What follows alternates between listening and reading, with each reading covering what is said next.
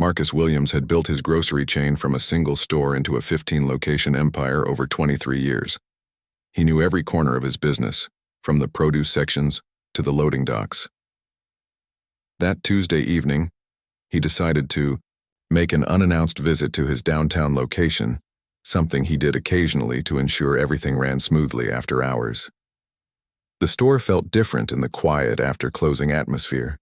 Only the hum of refrigeration units and distant sounds of the cleaning crew broke the silence. Marcus walked through the aisles, checking displays and noting areas that needed attention. Everything seemed normal until he heard rustling sounds. Coming from the back storage area, curious, he moved toward the sound, his footsteps echoing softly on the polished floor. Through the partially open storage room door, he saw James Rodriguez, one of his longest-serving employees. James had worked at the store for 8 years, always punctual, always respectful. But tonight, something was different. James was carefully placing items into a worn canvas bag. Marcus stepped closer and realized what he was seeing. Bread past its sell-by date, dented cans from the damaged goods shelf, produce that would be thrown away the next morning. James was taking expired food. Marcus felt a mix of disappointment and confusion wash over him. James earned a decent wage, had never caused trouble, and seemed like an honest man. Why would he risk his job for food that was destined for the dumpster anyway? The logical response would be to confront James immediately, perhaps call security, document the incident for his personnel file. But something held Marcus back. He watched as James handled each item with care, as if it were precious. There was no greed in his movements, no sense of theft or entitlement. Instead, there was something almost desperate in the way James selected only what was absolutely necessary. Marcus quietly retreated to his office, his mind racing. He could fire James on the spot, and he would be justified in doing so. Company policy was clear about taking merchandise without permission, regardless of whether it was expired. But 8 years of exemplary service deserved more than a hasty decision made in anger. He decided to wait, to observe, and to try to understand what was really happening before taking action. The next few days, Marcus found himself paying closer attention to James during his shifts. The man worked with the same dedication as always, helped customers with patience, and treated his co-workers with kindness. Nothing in his daytime behavior suggested he was a thief, yet Marcus knew what he had seen. The image of James carefully packing expired food stayed with him, raising questions he couldn't easily answer. Was this a one-time occurrence, or had it been happening for months? More importantly, what circumstances in James's life had led him to take such a risk? Marcus realized he had 2 choices. He could handle this by the book, firing James and moving on, or he could try to understand the full story. His business instincts told him to protect his company and maintain discipline among his employees. But something deeper, perhaps his own memories of struggling when he first started his business, made him hesitate. He thought about his own early days, working 2 jobs to save enough money to open his first store, eating cheap meals and worrying about making rent. Success had given him distance from those struggles, but not complete amnesia. Maybe James deserved the benefit of understanding, if not doubt. That weekend, Marcus made a decision that would change both their lives. Instead of calling James into his office for a termination meeting, he would do something unprecedented in his career as a business owner. He would follow James home, not to spy or to gather evidence for firing him, but to understand the full context of what he had witnessed.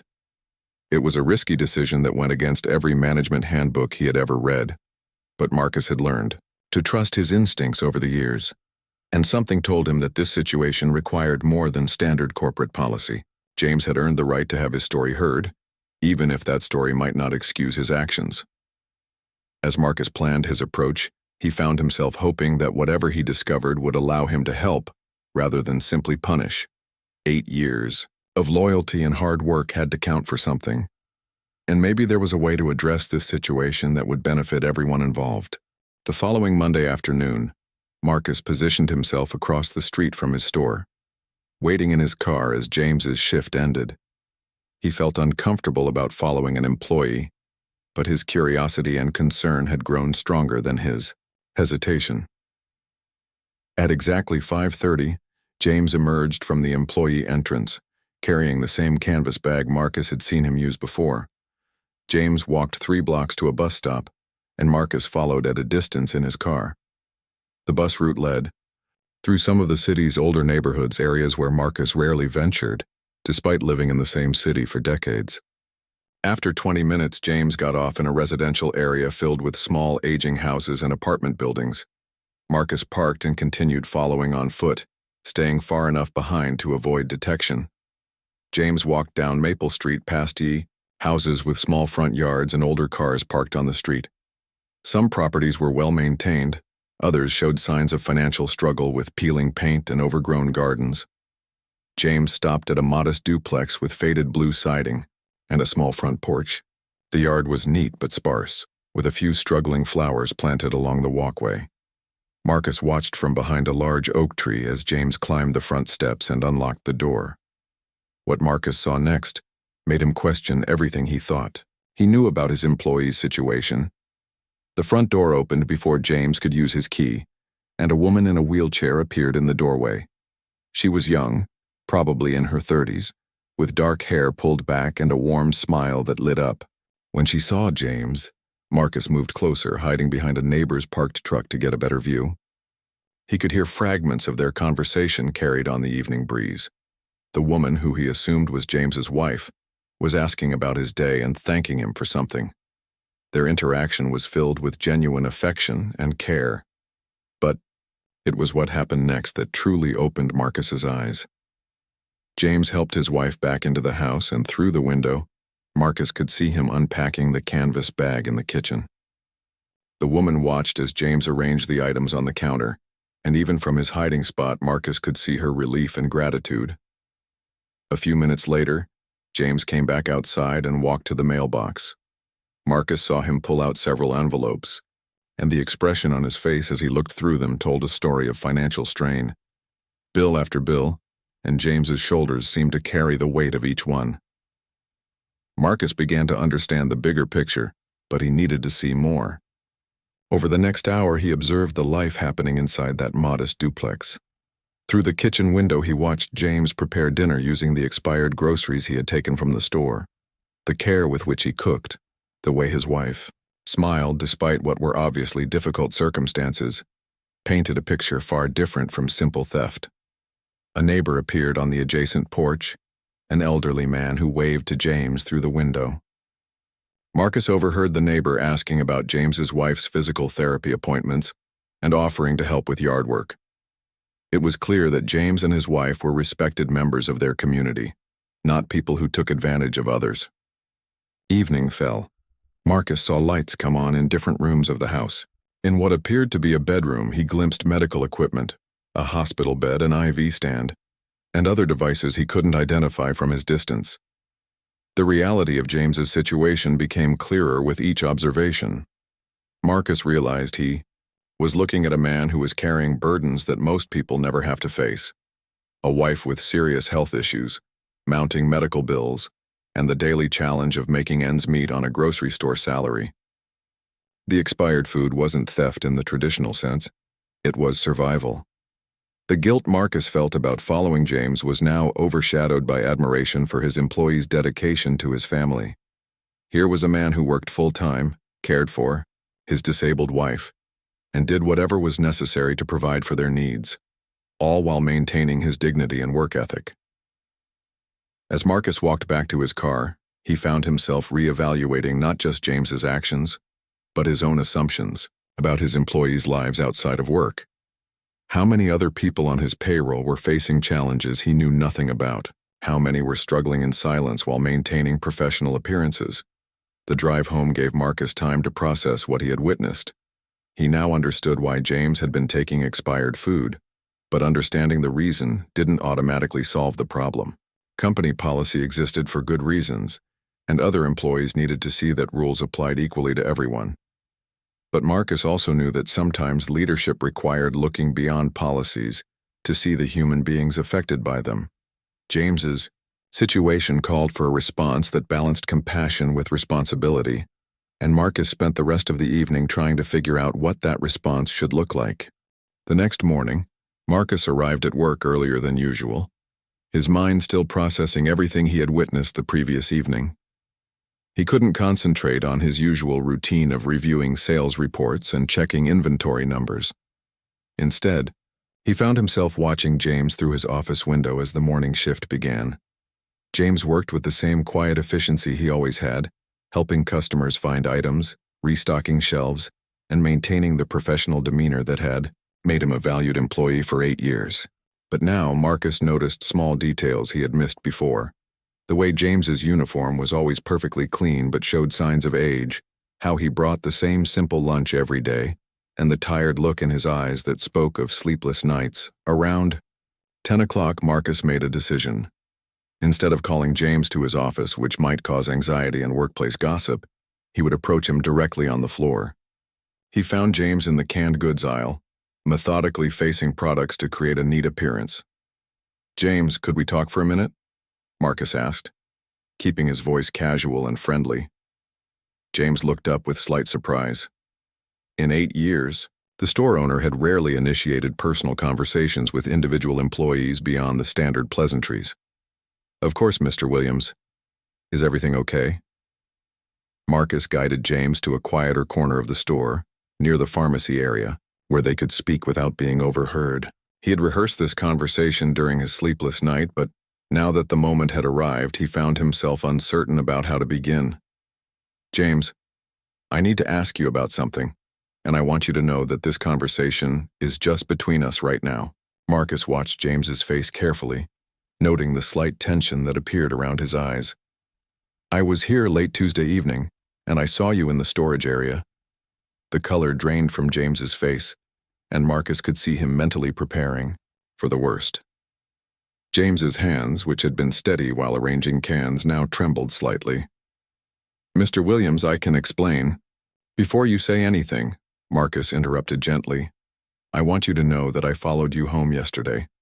I know that probably sounds inappropriate, but I needed to understand your situation before making any decisions." James looked stunned, confusion mixing with embarrassment and fear. "You followed me home?" Marcus nodded, feeling the awkwardness of the admission. "I saw your wife, James. I saw the medical equipment, the way you take care of her, the bills in your mailbox. I understand why you were taking expired food." Tears began to form in James's eyes. 8 years of carefully maintained privacy suddenly stripped away. He leaned against the pharmacy counter for support, overwhelmed by the vulnerability of having his personal struggles exposed. "She has multiple sclerosis," James said quietly, his voice barely audible.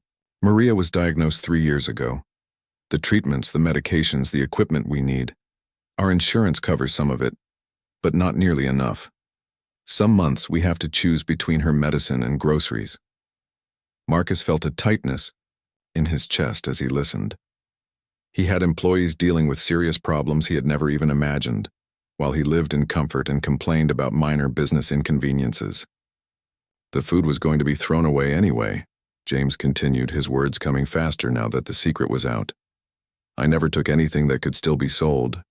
Just the damaged cans, the bread that was past date, produce that would go in the dumpster. I know it was wrong, but Maria needs to eat and her medications are so expensive." "How long has this been going on?" Marcus asked, though he asked not as an employer building a case but as someone trying to understand the full scope of the problem. "About 18 months, James admitted. "Ever since Maria's condition got worse and she had to stop working. We fell behind on medical bills and I've been trying to catch up ever since. The expired food helped us stretch our grocery budget so we could pay for her treatments." Marcus realized he was looking at a man who had been carrying an enormous burden while maintaining perfect attendance and outstanding performance at work. James had never asked for help, never complained, never used his personal situation as an excuse for anything. He had simply found a way to provide for his family's needs without bothering anyone else. "Why didn't you come to me?" Marcus asked. "Why didn't you ask for help?" James looked surprised by the question. "You're my boss, not a charity. I didn't think it would be appropriate to burden you with my personal problems. Besides, what could you have done? You can't pay me more just because I need more money." The honesty of James's response hit Marcus harder than any accusation could have. Here was an employee who understood boundaries, who took responsibility for his situation, and who had found a creative solution that harmed no one. The only thing James had done wrong was not ask for help, and Marcus was beginning to realize that the fault for that lay partly with him. Marcus looked around his store, his successful business built on the hard work of employees like James, and felt ashamed that he had been so disconnected from their real lives. Success had insulated him from the daily struggles that many of his workers faced, and he was just now realizing how much he had missed. "James," Marcus said finally, "we need to figure out a better solution than you taking expired food. Not because I want to punish you, but because I want to help you and Maria in a way that doesn't put your job at risk." Over the next few days, Marcus found himself unable to focus on routine business matters. The conversation with James had opened his eyes to a reality he had been blind to for years. He began paying closer attention to his employees, wondering how many others were struggling in silence. He started having informal conversations during his walks through the store, asking about families and life outside of work in ways he never had before. What he discovered troubled and inspired him in equal measure. Sarah in the bakery section was working 2 jobs to pay for her mother's nursing home care. Tom in the produce department was taking evening classes to become an electrician, but could barely afford the tuition. Jennifer at customer service had been skipping her own doctor appointments because she couldn't afford the copays. Marcus realized that while he had been focused on profit margins and expansion plans, the people who made his success possible were facing challenges that affected every aspect of their lives. The guilt he felt was overwhelming, but it also motivated him to find solutions. He spent his weekend researching employee assistance programs, healthcare options, and benefit packages offered by other companies. He called business associates asking about programs they had implemented to help their workers. By Sunday evening, he had the outline of a plan that could make a real difference. Monday morning, Marcus called James into his office for a follow-up conversation. James appeared nervous, despite Marcus's assurances that he wasn't in trouble. The past few days had clearly been stressful for him, not knowing what consequences might still be coming. "James, I've been thinking about our conversation," Marcus began, gesturing for James to sit down. "I want to discuss some changes I'm considering for the entire company, and I'd like your input." James looked puzzled, but relieved that this didn't seem to be leading toward termination. "First," Marcus continued, "I'm implementing an employee assistance program. It will provide confidential counseling and financial guidance for anyone who needs help navigating difficult situations. I wish I had done this years ago." James nodded, but Marcus could see he was waiting for the other shoe to drop. "Second, I'm expanding our health insurance coverage to include better prescription benefits and coverage for chronic conditions. I know it won't solve everything, but it should help employees like you and Maria manage medical expenses better."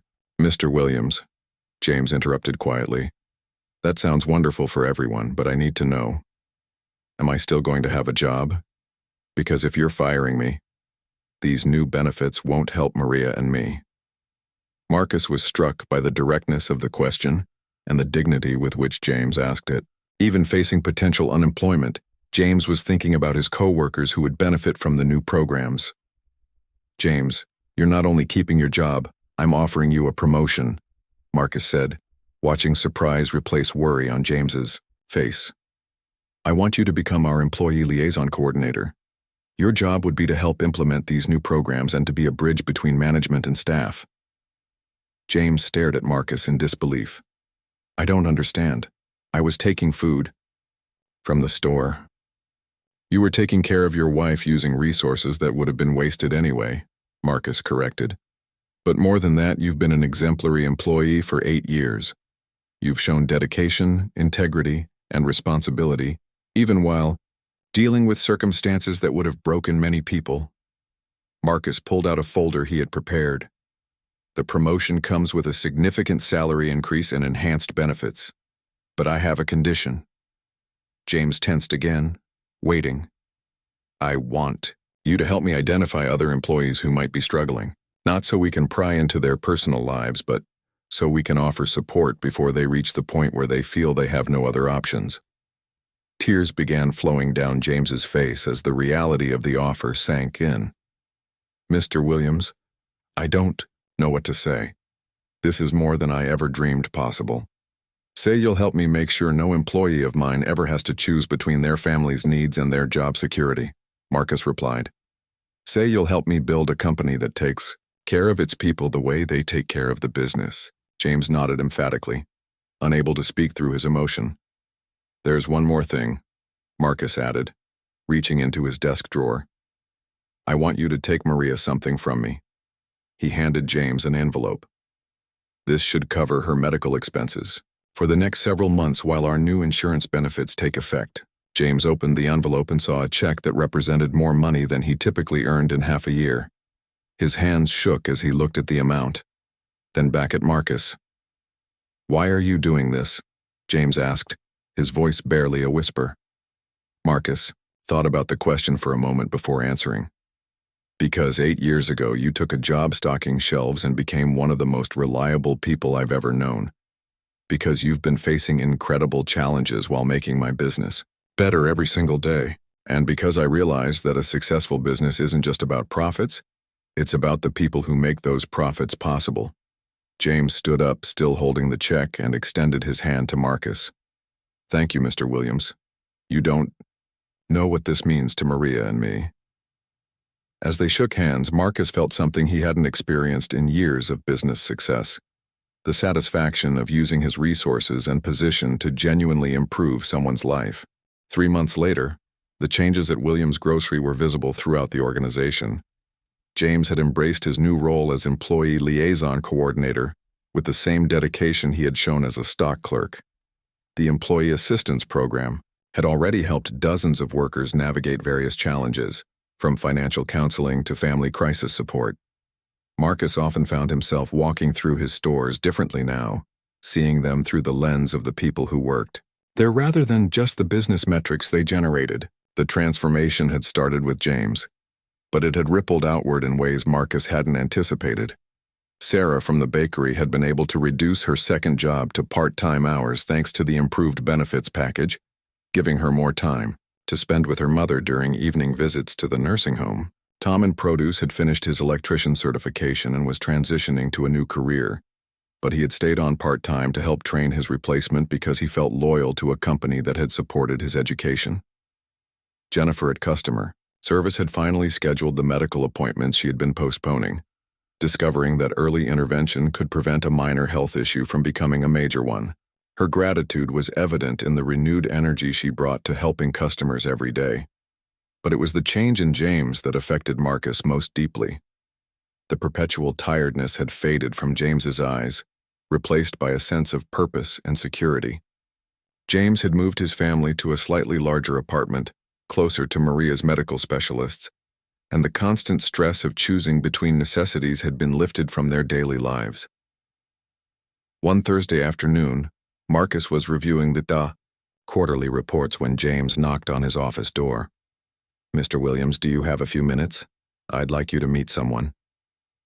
Marcus looked up to see James standing with a woman in a wheelchair, Maria, whom he recognized from that evening, months ago when he had observed their home. She looked healthier than when he had seen her from a distance, with color in her cheeks and a bright smile that reminded Marcus of James's description of her before her illness had worsened. "Mr. Williams," Maria said, extending her hand, "I had to come and thank you personally for what you've done for my family." Marcus felt slightly embarrassed by the gratitude. "Maria, your husband has been a valuable employee for years. I should have been paying more attention to what he needed long before this." "But you did pay attention when it mattered," Maria replied. "And you didn't just help James and me. You changed how this whole company treats its people. James tells me about all the employees who have been helped by the new programs." Marcus invited them to sit, and Maria continued, "I wanted you to know that the support you've provided has given me more than financial relief. It's given me hope. With better insurance coverage and less financial stress, I've been able to try new treatments. My condition has actually improved." James beamed as he added, "Maria's physical therapist says her progress has been remarkable. Having adequate nutrition, Less stress and better medical care has made a huge difference in her condition. Marcus felt a warmth spread through his chest as he realized that his decision to help had created benefits beyond what he had imagined. I'm so glad to hear that, Maria. You both deserve every good thing that comes your way. Maria reached into her purse and pulled out a small wrapped package. I know this seems small compared to everything you've done, but I wanted to give you something I made. Marcus unwrapped the gift to find a hand-knitted scarf in rich blue wool. Maria, this is beautiful. You made this yourself? Knitting helps with my hand coordination as part of my physical therapy, she explained. I wanted you to have something that represents how much your kindness has meant to our family. As Marcus held the scarf, he thought about the journey that had led to this moment. It had started with catching an employee taking expired food and could have ended with a termination and disciplinary action. Instead, it had become a story about understanding, compassion, and the power of looking beyond surface actions to discover underlying needs. James stood up and shook Marcus's hand again. Mr. Williams, I need you to know that what you didn't just change our financial situation. You showed me that there are still people in the world who care about doing the right thing, even when no one is watching. After James and Maria left, Marcus sat in his office holding the scarf and reflecting on how much had changed since that Tuesday evening when he had decided to investigate strange sounds in the storage room. He had thought he was catching a thief, but instead, he had discovered an employee whose loyalty and work ethic had persevered through circumstances that would have defeated many people. The quarterly reports on his desk showed that employee satisfaction scores were at an all-time high, and productivity had increased across all locations. Turnover had decreased significantly, saving the company money on recruiting and training costs. The investment in employee assistance programs and better benefits was paying dividends in ways that went far beyond simple financial returns. But, more importantly, Marcus had learned that true business success wasn't measured only in profit margins and expansion plans. It was also measured in the lives touched, the families supported, and the community built around shared values of respect and care for one another. As he prepared to leave the office that evening, Marcus wrapped Maria's scarf around his neck and smiled, knowing that tomorrow would bring new opportunities to lead with both his head and his heart. 2 years had passed since that transformative Tuesday evening, and Williams Grocery had become a model for employee-centered business practices in their city. Marcus often spoke at business conferences about the changes he had implemented, sharing the story of how discovering one employee's desperate situation had revolutionized his entire approach to leadership. The company's success had attracted attention from local media, and Marcus had been featured in business journals discussing his employee assistance programs. But the recognition that meant the most to him came from his own workers, who consistently rated Williams Grocery as the best employer in their industry survey year. James had flourished in his role as employee liaison coordinator, developing programs that Marcus never could have imagined on his own. He had created a peer support network, established partnerships with local healthcare providers for discounted services, and implemented a confidential fund to help employees facing temporary financial emergencies. On this particular Friday afternoon, Marcus was preparing to leave for a weekend business conference when James appeared at his office door with an unusual request. Mr. Williams, I know this is short notice, but would you be able to come to my house tomorrow evening? Maria and I are having a small gathering and we'd really like you to be there. Marcus was curious about the occasion but agreed without hesitation. James had never invited him to his home before, and the request seemed important to him. Saturday evening, Marcus drove to the same neighborhood where he had secretly observed James 2 years earlier. But as he turned onto Maple Street, he was surprised to see his destination. James and Maria had moved to a larger house on the same street, a modest but well-maintained home with a neat garden and a ramp leading to the front porch. When Marcus knocked, the door was opened by Maria, who was standing with the aid of a walker. Her improvement over the past 2 years had been remarkable, and while she still faced challenges with her condition, she had regained much of her mobility and independence.